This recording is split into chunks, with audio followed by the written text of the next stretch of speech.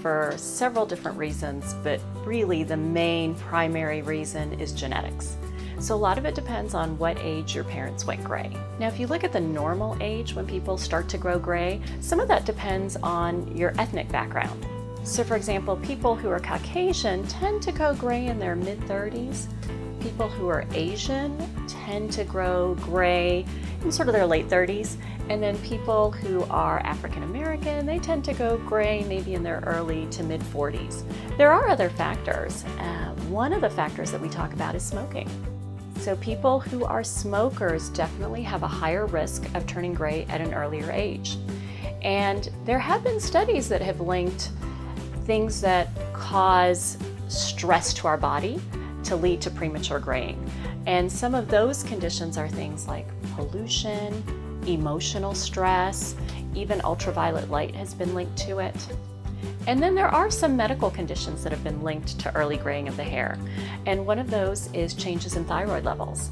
So they've also had studies that have shown that people who have a vitamin B12 deficiency also seem to go gray at an earlier age. And then one other factor I should mention is that certain medications can lead to premature graying.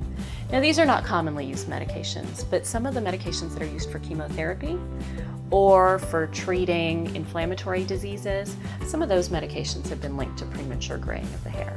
At this point in time, we have not developed any definite treatments. So there's actually not a shampoo or a medication by mouth or even an injectable medication that really seems to be able to turn that around. So the answer is no. Unfortunately, at this point in time, we don't have a medication that can help treat that. Interestingly enough, there is research being done into that.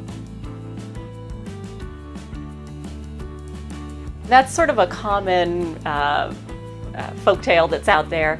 There has not been any evidence shown that pulling one out leads to more gray hair.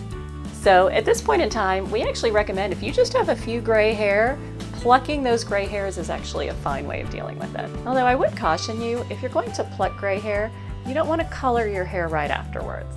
And the reason for that is I see a lot of people who develop allergic reactions to hair dye. And so you never want to color your hair if you've damaged your scalp in any way.